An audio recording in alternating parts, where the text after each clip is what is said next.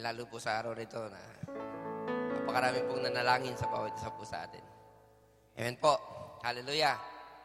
Tuloy nga, kanina nga po, yung pong ating testimony na napakalulungkot nila. So, pero alam ko, ang Panginoon may gagawin sa atin sa gabing ito. Amen po. Hallelujah. So, ang bawat isa po ay, alam ko, ang bawat isa po ay nakilala na ang Panginoon. Amen po ba? Amen. Tandaan niyo po yung edad niyo nung nakilala niyo ang Panginoon. Mamaya po malalaman natin kung bakit. Hallelujah. Basahin po natin yung ating teksto. Psalms 90 verse 10. The days of our lives are 70 years, and if by reason of strength they are 80 years. Yet their boast is only labor and sorrow, for it is soon cut off and we fly away. Sa Tagalog po, ang mga kaarawan ng aming mga taon ay 70 taon, o kung dahil sa kalakasan ay umaabot ng 80 taon, gayon may ang kanilang kapalaluan ay hirap at kapanglawan lamang, sapagkat madaling napapawi at kami ay nagsisilipad. Tayo po ay manalangin. Hallelujah, Lord God. Panginoon, maraming salamat, Panginoon. Palakpakan po natin ang Panginoon. Hallelujah, Jesus. Hallelujah, Lord. Tunay nga, Panginoon, Lord, bless na bless kami sa iyong Spiritu, Panginoon, sa gabing ito, Panginoon, Lord God. Alam namin, Panginoon, Lord God, Lord, kasama ka namin. You are upon us, O Lord, sa bawat isa po, Panginoon, Lord. Kaya, Lord, maraming salamat, Panginoon, at patuloy kaming lumalapit sa iyo, nagpapasako, Panginoon, sa gabing ito, Panginoon, Lord God. At tunay nga, Lord, ang mensahe mo, Panginoon, sa amin sa gabing ito, Lord God. Tunay nga, Lord, ang bawat salita, Panginoon, na ito ay tumimo sa aming mga puso, sa aming mga buhay, Panginoon. At sa pamamagitan ng iyong mga salita, Panginoon, ay mapagtagumpayan namin ito, Panginoon. Kaya, Lord, patuloy mo kami linisin, patuloy mo kami pakabanalin sa iyong harapan, Panginoon, ng sa gayon. Lord, ma-absorb namin ang lahat ng iyong mga salita sa gabing ito, Panginoon. Lord, itago mo po lamang ako sa iyong likod, Panginoon, sa iyong kapangyarihan, Panginoon. Hayaan mo ang krus mo ang malantad sa aking buhay, Panginoon, Lord God. Lord, that I may decrease and you will increase, Panginoon, sa aking buhay, Panginoon, Lord. Ikaw po lang po ang makita, Panginoon. Kaya, Lord, salamat po, Panginoon. Ikaw ang tunay na tagapagsalita sa gabing ito, Lord God. Salamat po in Jesus' name. Amen. Sabi po dyan, the days of our lives are 70 years, and if by reason of strength, they are 80 years. Yet their boast is only labor and sorrow, for it is soon cut off and we fly away. So, sino po yung malapit na magsitenta dyan? Wala pa naman, malayo pa. Yung kalahati, glory to God. Hallelujah.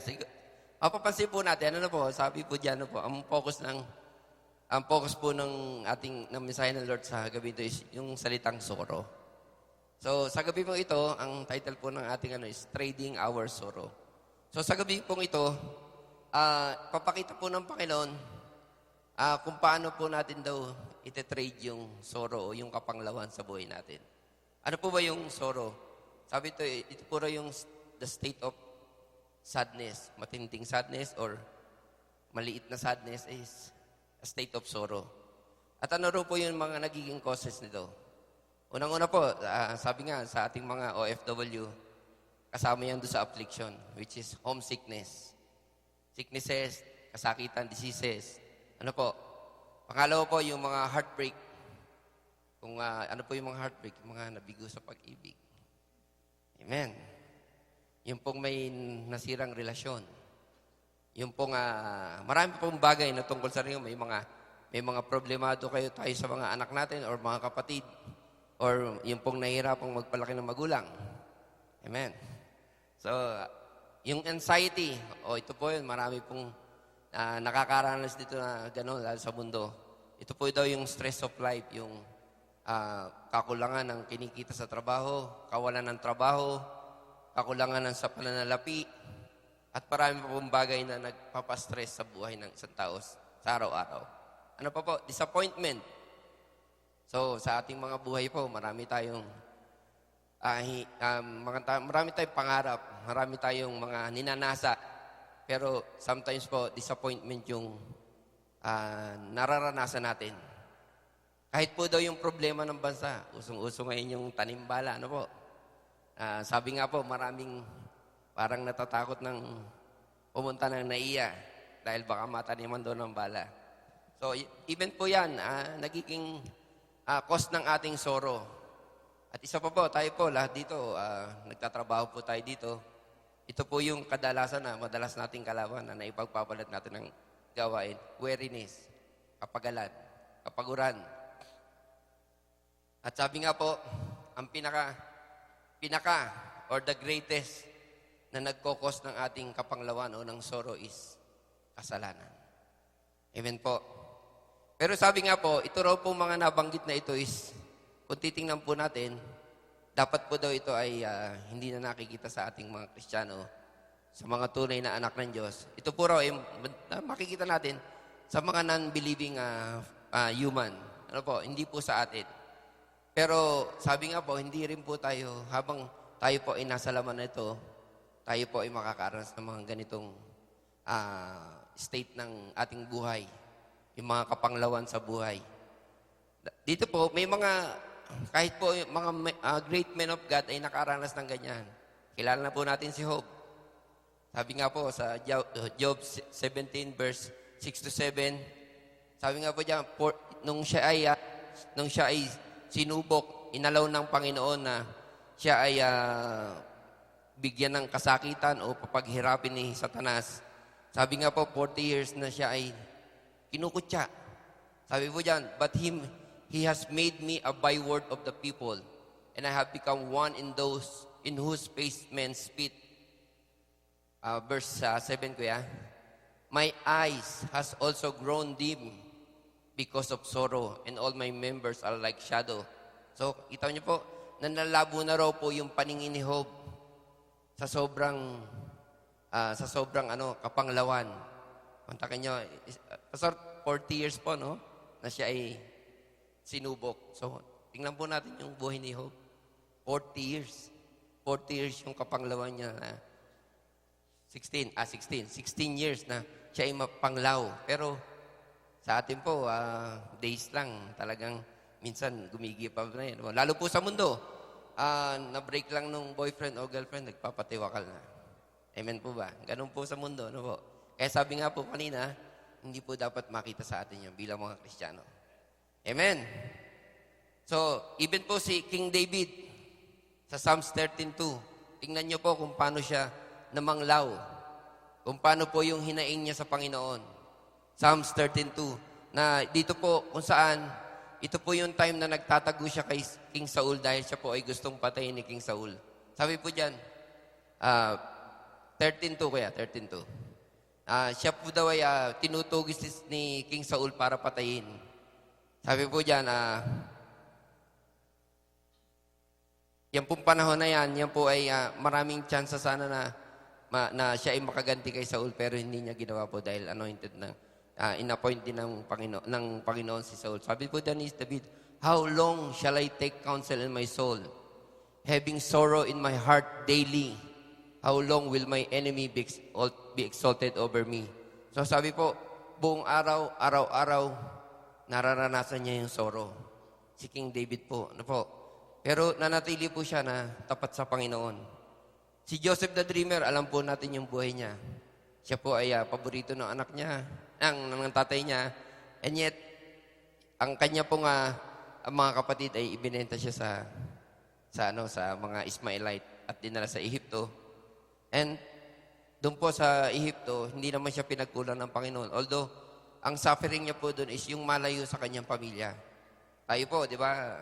Although tayo may communication tayo sa pamilya natin, andyan yung internet. Pero si Joseph po, wala siyang komunikasyon dahil ang alam ng kanyang ama, siya ay patay na. Pero dahil may plano ang Panginoon, kaya yun po, pinagpala siya ng Lord sa Ehipto. Si Jeremiah po, ang propeta Jeremiah, kung tawagin siya po ay the weeping prophet. Sa Jeremiah 20 verse 18, tingnan niyo po kung paano siya namanglaw. Jeremiah 20 verse 18. Siya po ay, ito po, ang kapanglawan niya naman po dito ay sa pagpo-prophesy niya po, sa pangangaral niya sa mga tao na magsisi, napakatigas ng ulo po ng Israelite. Diba po tayo, pagka tayo ay merong sa mga anak natin or sa kapatid natin, pag may mga pasaway, Diba, ganun na lang tayo mainis. Ano? How much more si Jeremiah na ayaw pakinggan. Siya na yung lingkod ng Diyos, siya yung pinagdadala ng salita, pero ayaw pakinggan. Ang sabi nga po niya, why did I come forth from the womb to see labor and sorrow, that my days should be consumed with shame? Sabi nga po sa Tagalog, bakit nga ako'y nalabas sa bahay bata upang makakita ng hirap at kapanglawan, upang ang aking mga araw ay manaw na may kahihiyan.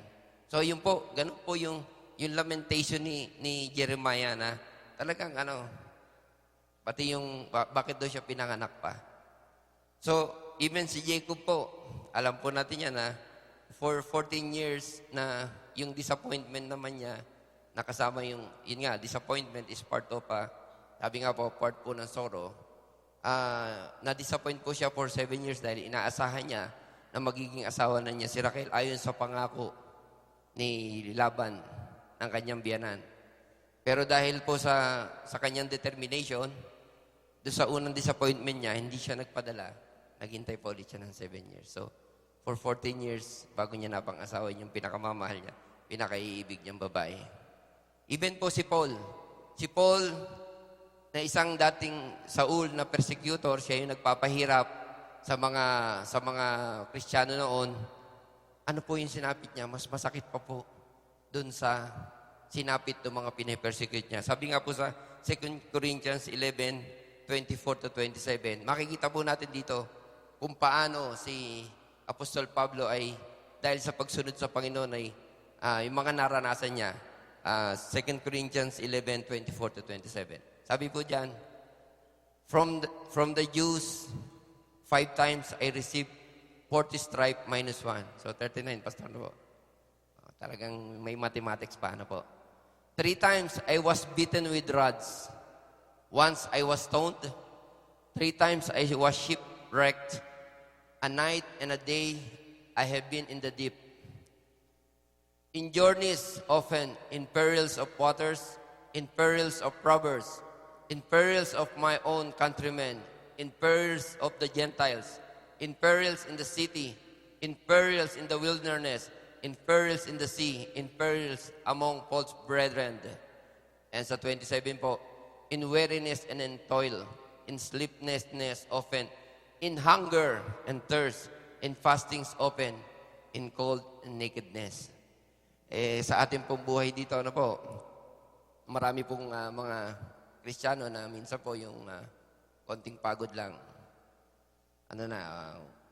Parang ayaw na umatin.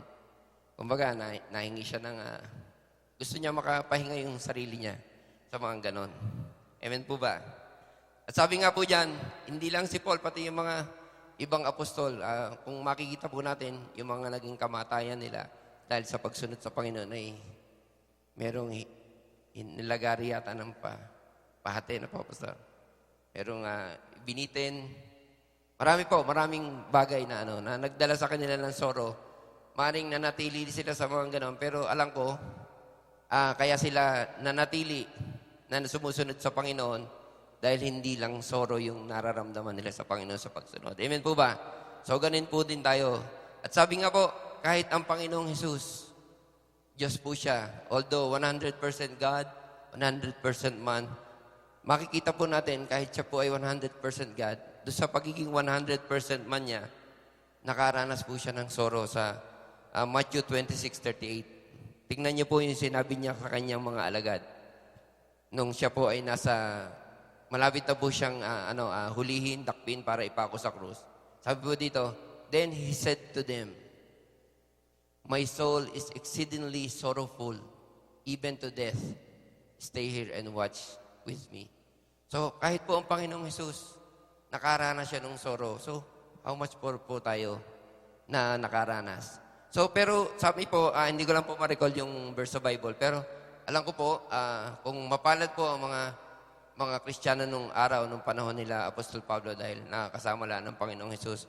Pero binanggit po sa Bible, higit na mas pampalad po tayo. Bakit po? Ang banal na Espiritu po nasa atin. Amen. So, kung nung panahon po na yun, let's say, although ang Lord is omnipresent, nung panahon po yun na nagkatawan tao ang Panginoon, Yun ang kilala nilang Panginoon noon. Wala pa ang Holy Spirit noon. Although nakikita sila ng Panginoon kahit sila na ano. Pero ang feeling nila noon, ang feeling nila, pag ang Panginoon, let's say, ang Panginoon ay nasa bata, ikaw ay naandito. So parang, yun ang nasa isip mo, hindi ko kasama si Lord kasi nasa bata siya. Nag-ano siya, di ba? Pero ito pong panahon natin na talagang, sabi nga po, buhat nung sa Acts 1:8 na ipinagkaloob sa atin yung banal na Espiritu, lagi po nating kasama ang Panginoon. At lagi po siyang nasa sa atin. He is upon us. So, yun nga po, yung balik po tayo sa sorrow, no po. So, kaya po nga po, tayo po bilang mga tao na naandito, wala pa tayong glorified body, we are subjected po para makaramdam ng mga ganyang kalungkutan sa buhay. So, kumbaga, parang sa tao po is natural na mayroong ganyan. Pero, alam niyo po ba na ang Panginoon ay kaya niyang i-trade yung ating mga sorrow into joy. Kung ang Panginoon sinabi niya, exceedingly sorrowful, kaya dyan din po ibigay sa atin na exceeding joy. Amen po ba? Naniniwala po ba tayo doon? Ay, parang hindi naniniwala sa Lord. Amen. Glory to God.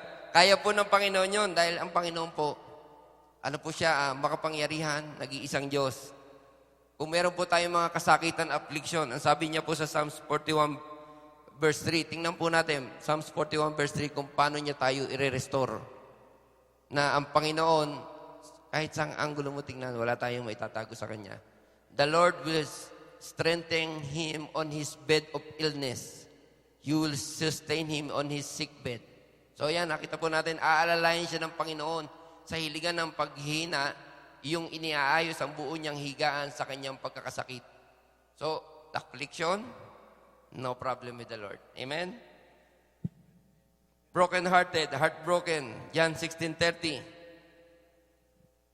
The grief will turn into joy, sabi ng Panginoon sa John 16:30.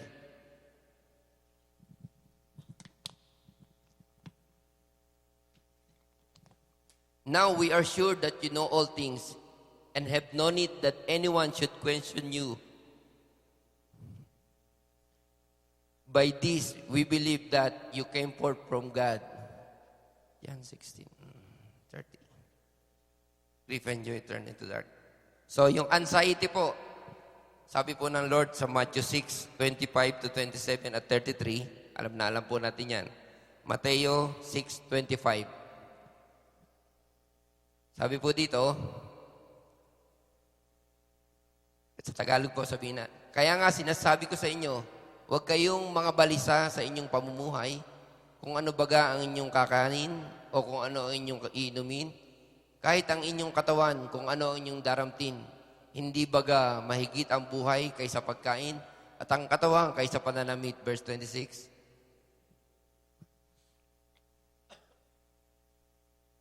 Verse 26 ko yan. Yan po, sabi nga, yung mga alalahanin natin sa buhay, ano po, may kasagutan din ng Lord yan. Matthew 6:26 kaya. Masdan ninyo ang mga ibon sa langit, na hindi sila nangaghahasik, ni nagsisigapas, ni nangagtitipon man sa mga bangan, at sila'y pinakakain ng inyong Ama sa kalangitan. Hindi ba lalong higit ang halaga ninyo kaysa kanila? At verse 27,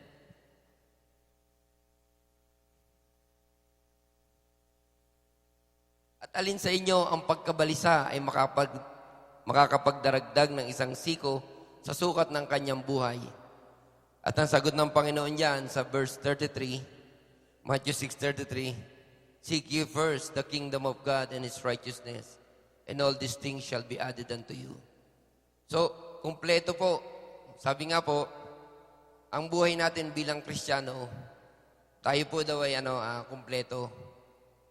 Sabi po doon sa Ephesians 1:3, na tayo po daw ay lahat po daw, nung tayo makipag-isa sa Panginoong Hesus, ang lahat po daw ng pagpapalang espiritual ay ipinagkaloob sa atin ng Panginoon. Tingnan niyo po, blessed be the God and Father of our Lord Jesus Christ, who has blessed us with every spiritual blessings in the heavenly places in Christ.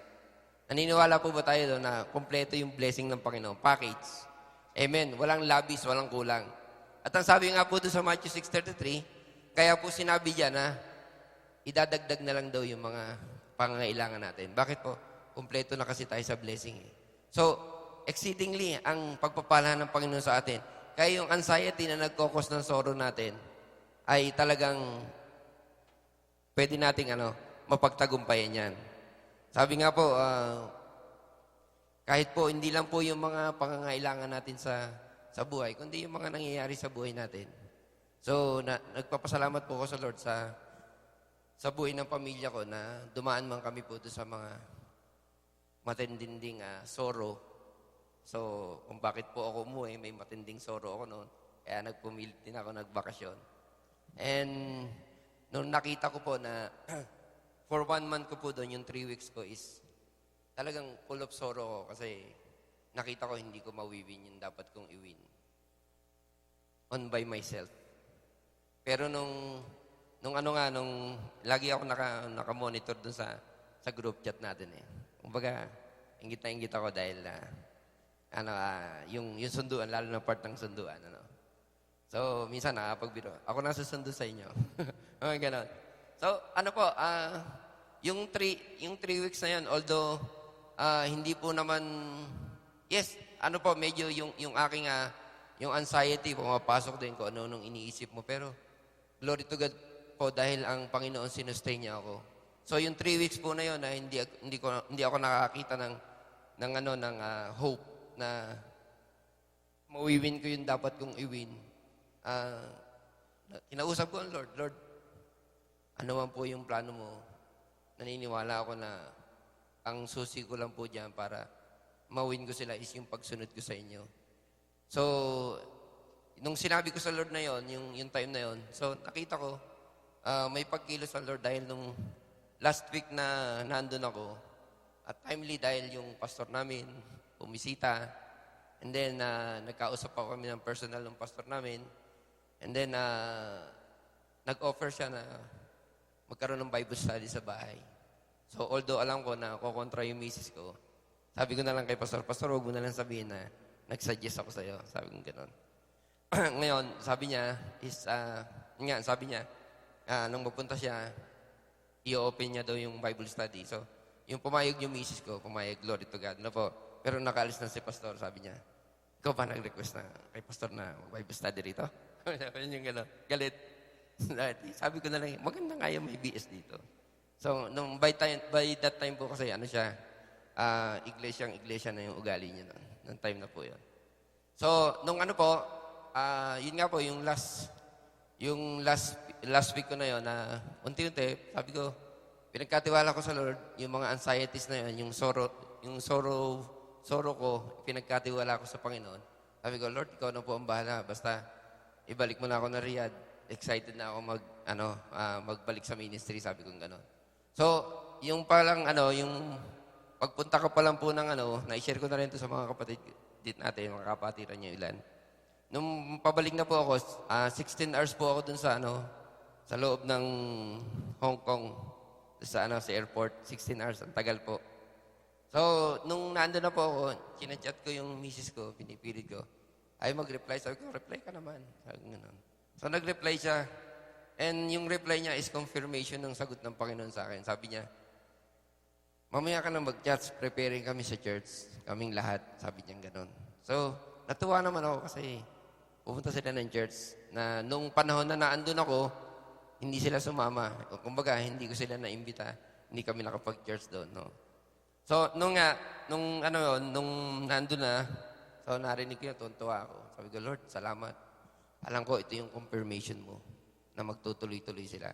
And then, ang consolation pa ng Panginoon, nung sumakay ako ng aeroplano papuntang Riyadh, ay nilagay ako sa business class.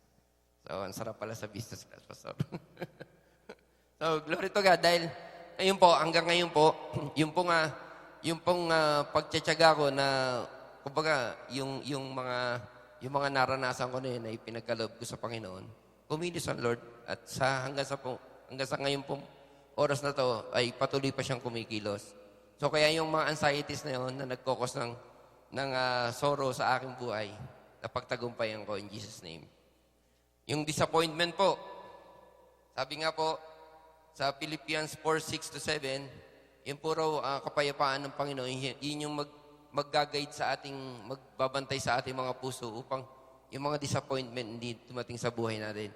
So, usually po, pag may disappointment tayo, gumugulo yung isip natin eh. Di ba? Kung ano na yung naiisip natin. Pero pag napagtagumpayan na natin yan, talagang, sabi nga po dyan, be anxious for nothing, but in everything by prayer and supplication, with thanksgiving, let your request be made to God. At sa verse 7 po, and the peace of God, which surpasses all understanding, will guard your hearts and minds through Christ Jesus. Amen po ba? At yung pong weariness or yung kapagalan, medyo, lagi po nating naririnig yan. Nehemiah 8:10. The joy of the Lord is our strength. Amen. Amen. So, kaya, lalo po sa gawain ng Panginoon, wag po tayo mapapagod. Sabi nga po, encouragement namin sa inyo, para hindi nyo maranasan yung pagod, makipagbabarang po kayo dito. Tawag lang po kayo, 24/7 po yung ating transport. Double duty, sabi ni Pastor. Wala pong wala. Anytime po, tawag po kayo. Basta din lang po available at gusto nyo makipagbabaran.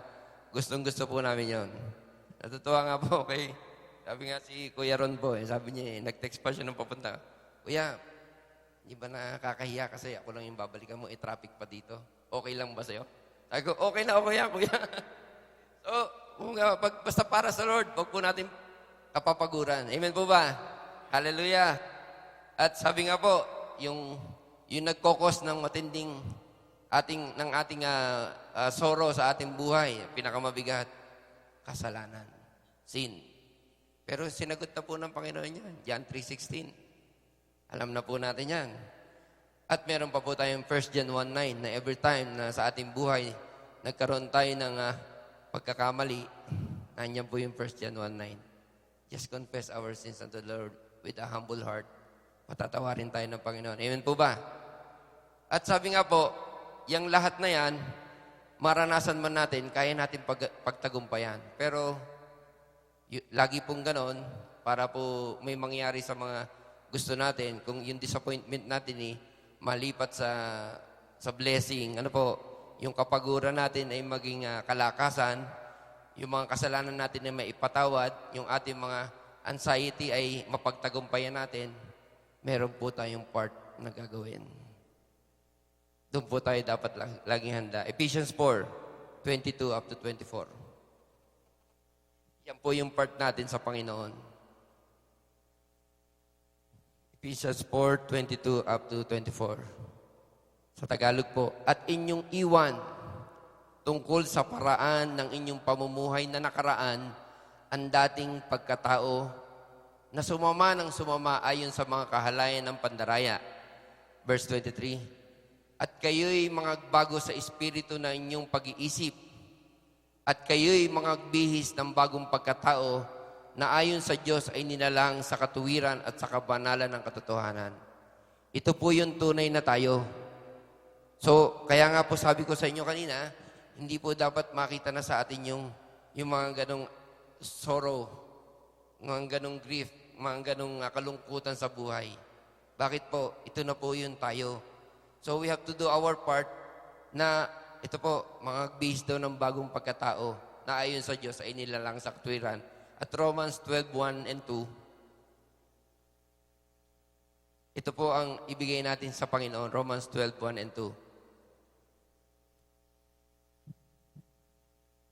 Kaya nga mga kapatid, ipinamamanhik ko sa inyo, alang-alang sa mga kahabagan ng Diyos, na inyong iharap ang inyong mga katawan na isang haing buhay, banal na kaaya-aya sa Diyos, na siya niyong katampatang pagsamba. And verse 2, at huwag kayong magsiayon sa singlibutang ito kung mag-iba kayo sa pamamagitan ng pagbabago ng inyong pag-iisip upang mapatunayan niyo kung alin ang mabuti at kaaya-aya at lubos na kalooban ng Diyos.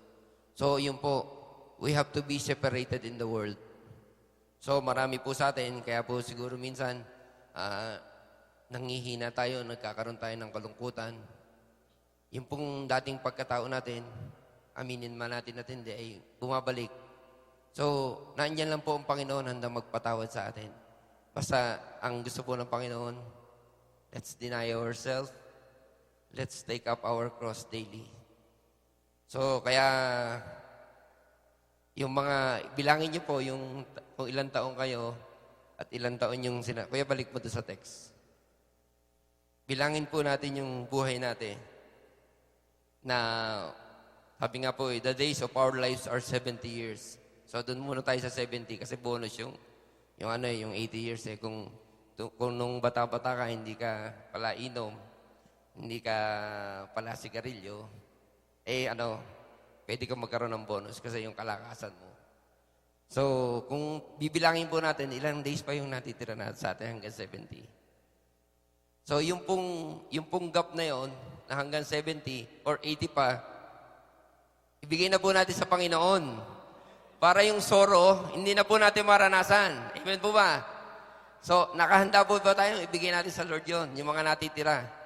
So, yung po mga pinakabata dito, siya po yung marami-rami ka pang chance na Kaya tayo po, nga po, lahat tayo, mga bata sa Panginoon dito. Kaya habang bata, ibigay natin sa Panginoon yan. Amen po ba?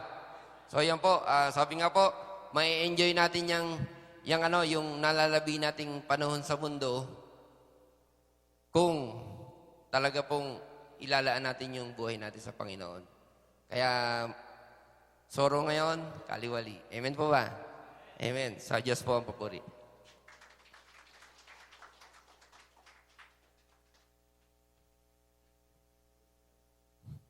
Palakpakan muna natin ang Panginoon. Mukhang edad po yung pinag-usapan. Tingnan mo yung katabi mo kung may edad na yan. Praise the Lord.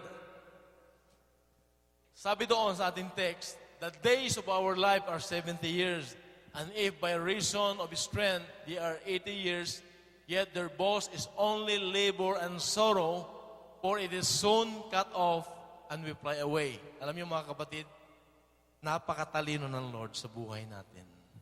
Amen? Kung babalikan natin yung history, the family of Adam started from there, mga kapatid. Yung dati, hundreds of years nabubuhay po yung tao. Amen? Kung gusto niyo pong basahin sa bahay, mga kapatid, bigyan ko yun ng babasahin. Basahin niyo po yung Genesis chapter 5, and Genesis chapter 6, mababasa niyo po kung paano nagsimula ang mga tao ng ganon. Nandun pa yung mga higante that time. Amen? So, hundreds of years na buhay ang tao.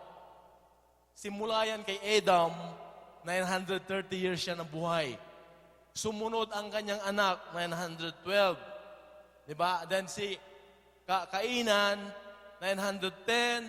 And then, ano po mga kapatid? And then, ang nangyari, after the flood, doon sa Genesis chapter 6, verse 3, sinabi ng Lord, 120 years na lang. Yun yung mga kapatid. Amen? 120 years na lang. And then, during the time of David, ito na po yun, sa Psalm, 70 years, yung effectivity ng kalakasan ng tao. Amen? Kung lumagpas yan, bonus yan. Bakit? Dahil marahil, kaya sabi ni Kuya Ramil, totoo po yun, mga kapatid, bonus yan ng Lord dahil nakita niya, inalagaan mo yung katawan mo din. Hindi ka nagbisyo. Amen? Sino mo hindi nagbisyo? For sure, mga kapatid. Amen? But then, ito po yung natin. Pero, mga kapatid, nandun ang grace ng Lord sa buhay natin. Amen? Kung titingnan natin, mga kapatid yan, see, at ang pinakamatanda, mababasa nyo doon sa Genesis chapter 5, verse 27, si Methuselah. Amen? 969 years siya. Siya po yung the oldest human being na nabuhay dito sa mundo. Oldest siya. Pinakamatanda. 969 years. Amen? One time, mga kapatid, pagdating nyo sa bahay, basahin nyo po ang Genesis chapter 5 and 6, mababasa nyo po doon yung mga edad ng mga tao na nabuhay nung una na ang tataas ng edad. Amen? Ang tatanda nila. Ano po? Hanggang bumaba yun, mga kapatid. Amen? Tingnan, napakatalino ng Lord, mga kapatid. Isipin niyo po, mga kapatid. Kung ang edad pa natin ay umaabot ng gano'n, 900 plus, ano pa kaya ang lulugaran natin dito sa mundong ito? Di ba? Isipin niyo po, mga kapatid. Isipin niyo, mga kapatid. Sa isang pamilya, ilang kayang anak niya, mga kapatid? Ano po? Napakarami. Ano po? Napakarami yan. Di ba? Ngayon pa lamang na at the age of 40 years old ka, mga 10 na yung anak mo, o 12, di ba? O ganon. Ay, how much more pa kaya kung ano? Di ba? 900 plus. Ano kaya? Sa isang pamilya, ganon. Isipin nyo one time, mga kapatid, napakatalino talaga ng Lord. Amen? Nagsisimula pa yung tao that time, mga kapatid. Kaya ganun po yung ginawa ng Lord. Amen? So, yun po ang nangyari. And gusto kong basahin po yung Psalm 90 verse 12. Amen? Ito po yung point ng Lord sa buhay natin. Kung bakit binigyan niya yung limit, yung effectivity ng life natin, anong gagawin natin? Amen? Sabi doon, we should be to teach us to number our days, that we may gain a heart of wisdom. Amen? To teach us to number our days. Manage your time and use your time. Amen? Manage your time and use your time to the best. Amen? Yung pinakagawin mo na. How, mga kapatid? You have to live one day at a time. Kaya nga, pagbukas mo, paggising mo, mga kapatid, ginising ka ng Panginoon, Lord, salamat. Isang pagbubukas mo na naman ng bagong araw sa buhay ko. Amen? Mga kapatid, hindi natin alam. Hindi natin alam ang bukas. Ano ba ang itinuring ng Lord sa buhay natin? Sabi niya sa James chapter 4, verses 13 to 16, parang before yan, sabi ng Lord. Alam yung before? Yung bula. Amen? Di ba? May bula dyan, o hamog, di ba? Or before, or mga kapatid, mawawala ka bigla, Ganun po yung, yung 4:13 to 16 po. Amen? So makikita po natin kung paano in-illustrate ng Lord yung buhay natin, kung bakit tayo sinasabihan na we have to number our days. Amen? Because our life is like a vapor, sabi ng Lord. Come now, you who say today or tomorrow we will go to such and such a city, spend a year there, buy and sell and make a profit. Walang makakapagsabi yan. Amen? Mga kapatid, ito yung gagawin natin bukas. Ito yung gagawin natin sa next year. Mga kapatid, nasasabi mo lang yan, pero hindi mo alam ang bukas. Amen? Hindi mo alam po. Sabi dito, whereas you do not know what will happen tomorrow. Mga kapatid, napakatalino ng Lord sa buhay natin. Alam niya. Kaya nga, ito yung warning ng Lord sa buhay ng bawat isa sa atin, mga kapatid. Habang malakas ka pa, habang may araw na binigay ng Lord sa iyo, gawin mo na yung pinaka mo para kay Lord. Amen? Maglingkod ka na, sumunod ka na, dahil hindi mo alam yung bukas. At maraming testimony ganyan, mga kapatid. Sayang. Sana kasama ko pa yung nagpupuri dyan. Bakit, mga kapatid? Bedridden na. Nakahiga na sa higaan. Wala na yung lakas niya. Amen? Ganito na lamang, mga kapatid, yung paghihinayang niya. Ganito na lamang yung sayang. Nung kalakasan ko pa, hindi ko na ginawa maglingkod kay Lord. Nung kabataan ko pa, ay hindi na ako sumunod kay Lord. Bakit ngayon? Nung tumanda ako, marami pong ganong testimony, mga kapatid. Sa kanya naisip, amen? Sayang. Hindi ko na maitaas yung kamay ko para magpuri. Hindi ko na kaya magpalakpak ngayon. Hindi ko na kaya lumakad. Hindi ko na kaya mangapit bahay para ibahagi yung salita ng Diyos. Nais ang Lord, mga kapatid, sa buhay natin. Amen? Gawin na natin. Alam niyo, mga kapatid, it's a matter of managing our time. Huwag mong sabihin pagod ka. Huwag mong sabihin, wala kang panahon na kasi may trabaho ka, nag-overtime ka pa, tapos may pamilya ka pa. Mga kapatid, 7 days a week ang trabaho ko. Glory to God. Amen? Purihin ng Panginoon. At 7 days a week din yung po yung gawain natin. Nandito tayo sa church. Amen? Glory to God.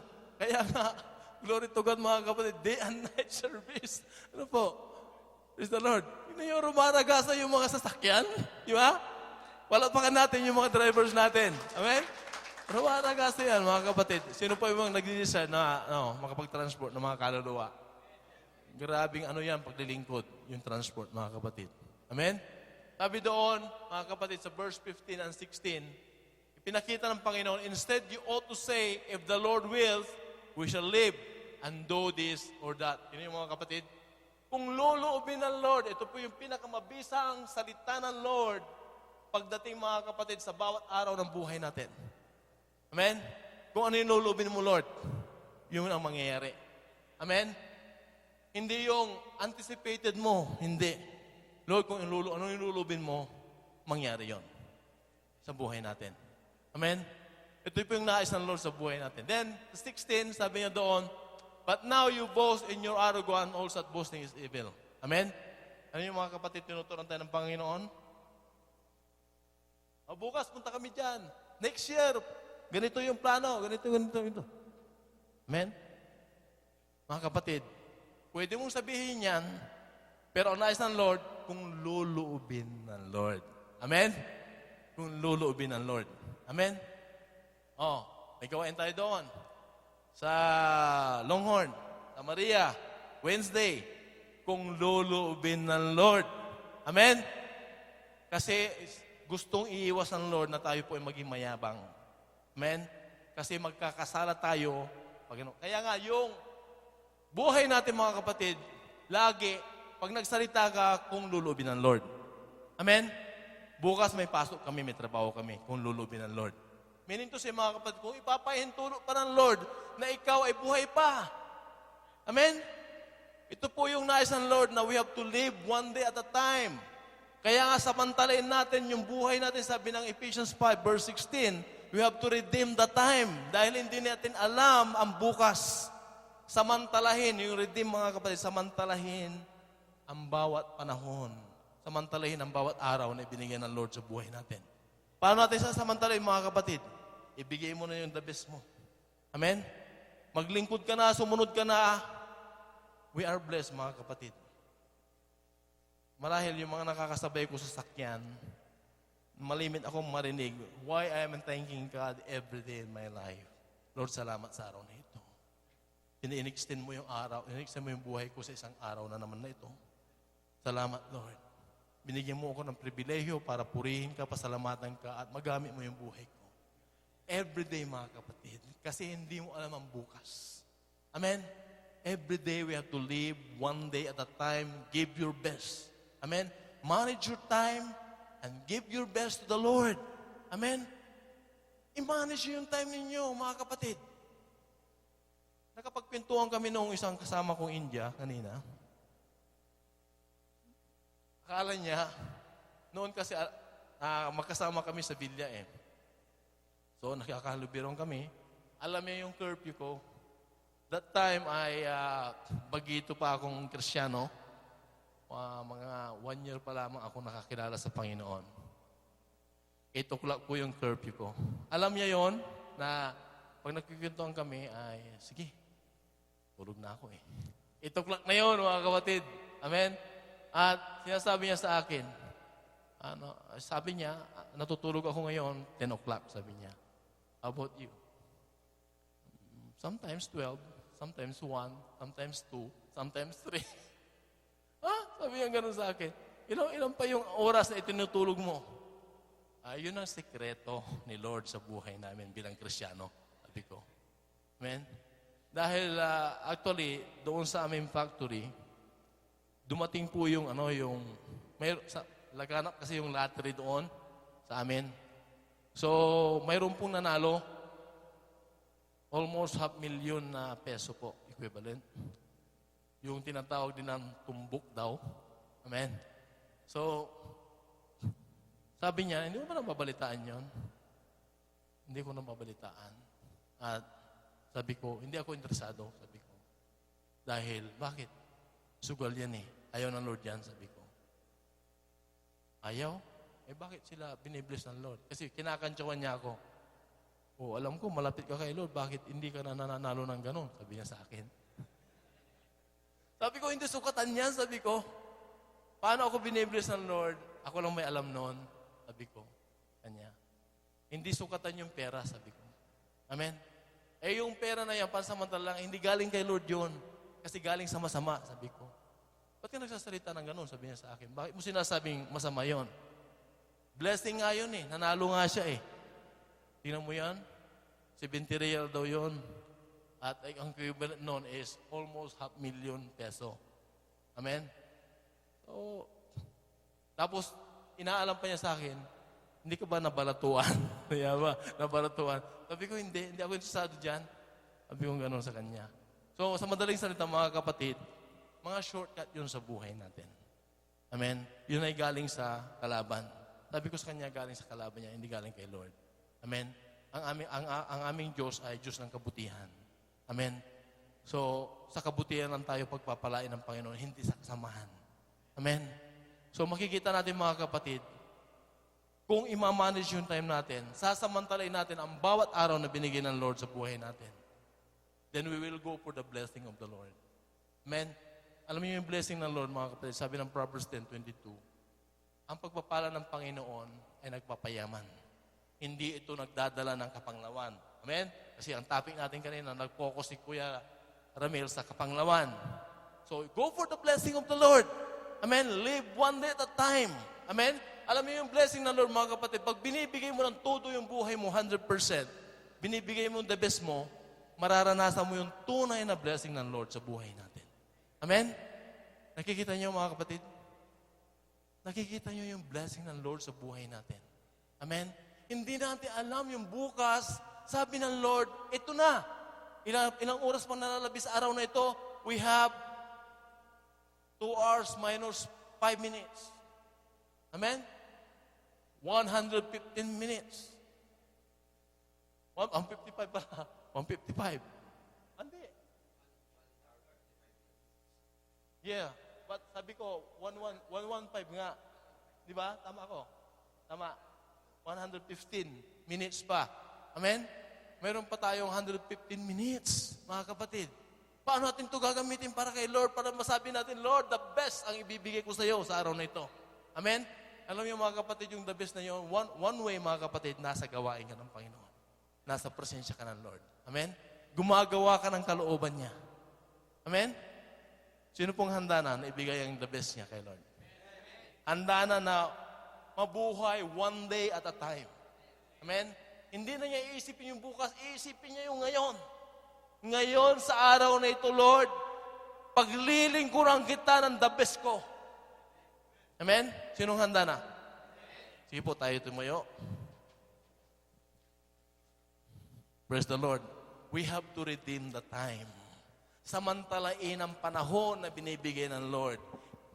Hindi natin alam ang bukas. Binigyan ka ng pagkakataon ng Lord na mabuhay sa araw na ito para paglingkuran siya, para sumunod ka. Ito yung gagawin natin.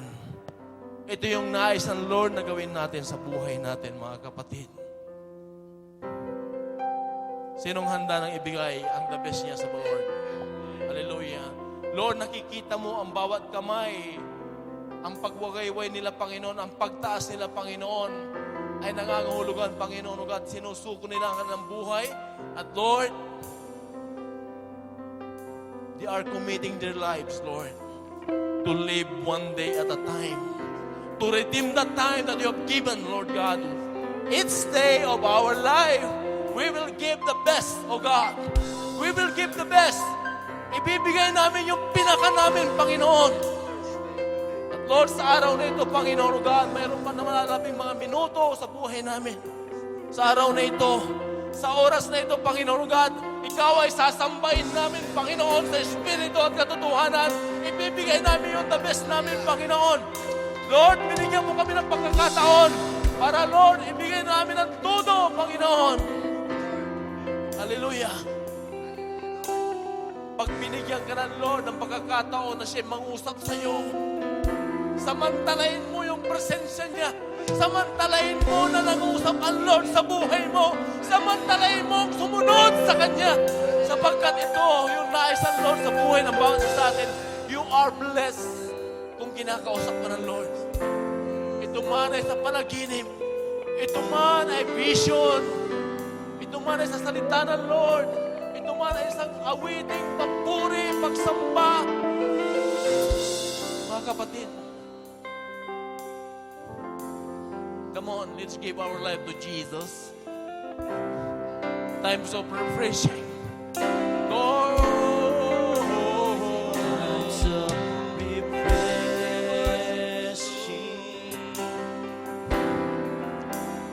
here in your presence. Hallelujah. Nare-refresh kami, Lord. Sa magitan ng presensya mo, Panginoon. Oh, hallelujah. Then Being with you. times of refreshing. Times of refreshing.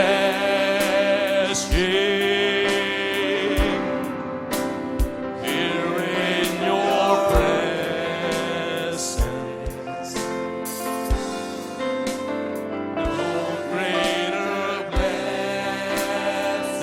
Yes, no greater blessing. Than being with you. Than being with you. Is restored. Come on. Hallelujah. My mind is renewed.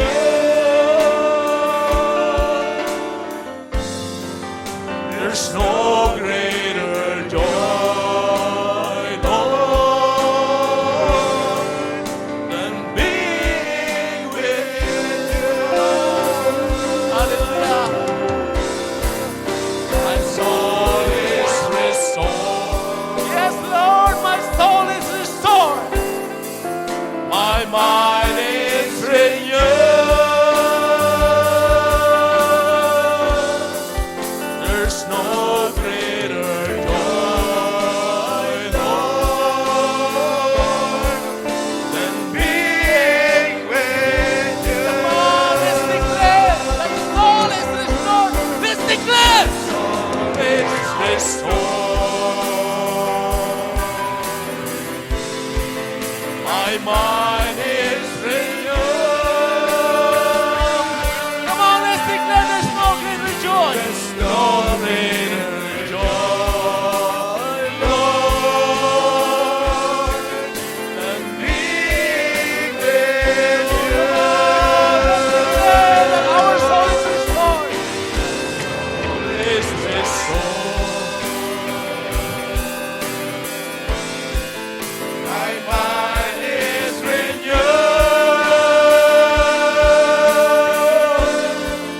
There's no greater joy, Lord, than being with you.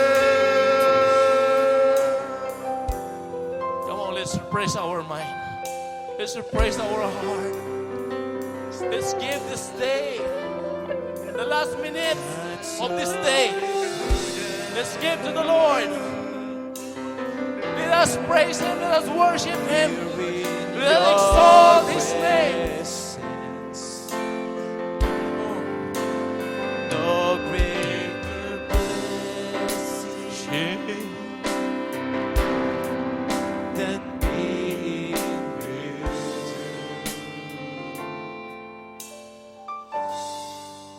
My soul is restored. Hallelujah. Oh, hallelujah. Mine is renewed. Yes, Lord. Tunay na nagaganap yan, Lord, sa buhay namin.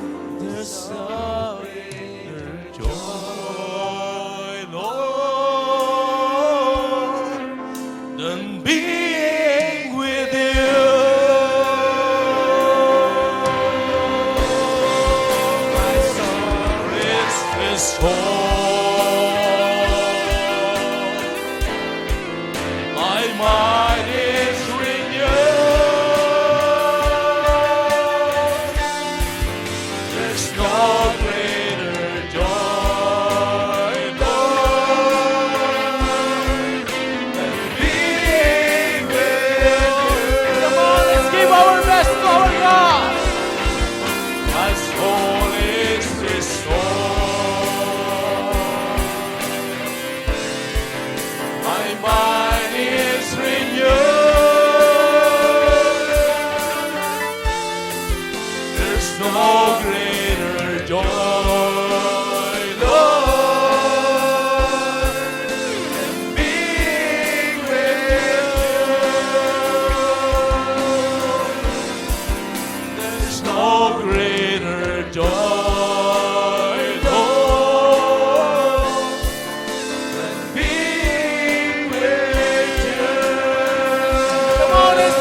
natin, there's no greater joy.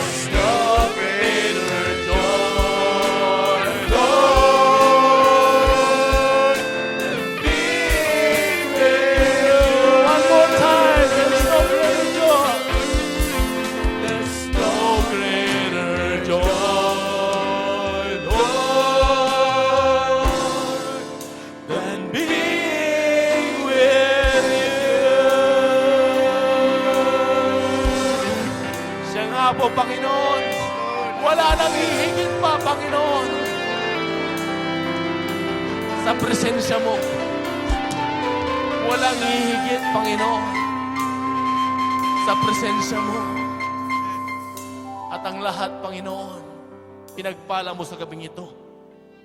Salamat, Lord, sa iyong banal na salita. Salamat sa pagkilos ng banal mong Espiritu.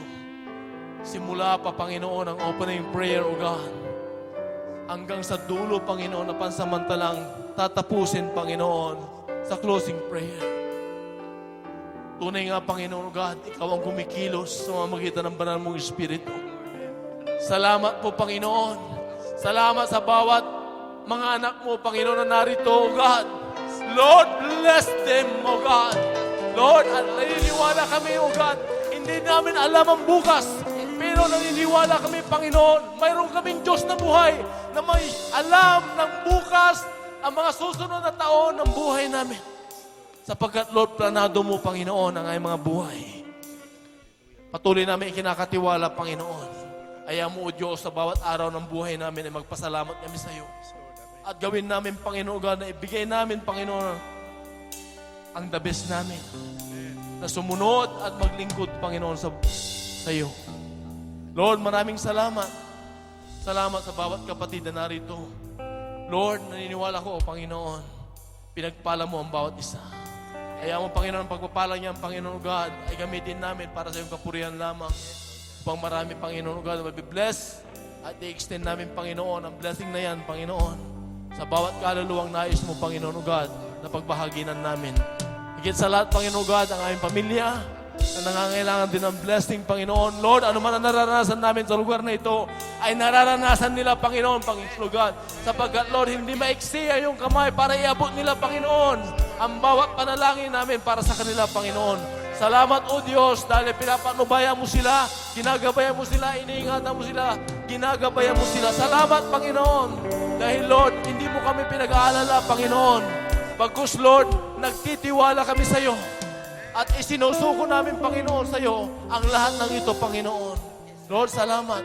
Patuloy mo, O God, i-anoint ang bawat isa upang, Lord, hanapin ang mga nawawala mong anak. Ayaw mo, O Diyos, ang bawat pagtatagpo namin, Panginoon, sa iyong pangalan. Ay patuloy ka namin, Panginoon God, na maranasan at, Lord, ipahintulot mo, Panginoon, ang kapuspusan ng salita mo at banal mong Espiritu sa buhay ng bawat isa sa amin upang ay mga buhay, Panginoon, ay maging handa, Panginoon, na harapin, Panginoon, ang bawat araw na bubuksan mo sa buhay namin. Na, Lord, handa kaming sumunod, handa kaming maglingkod, Panginoon, O God, to the best of our knowledge and ability, Panginoon. Salamat po, Diyos. Ibinabalik namin, Panginoon, ang pinaka para sa iyong buhay, ang pinaka-ugad na pasasalamat, pinaka-pang pagpupuri, pinaka-pang pagsamba, Panginoon. Tanging pangalan mo lamang at ang lahat, Panginoon, na ginawa mong the best sa kanyang buhay, Panginoon, na magsasabi ng Amen.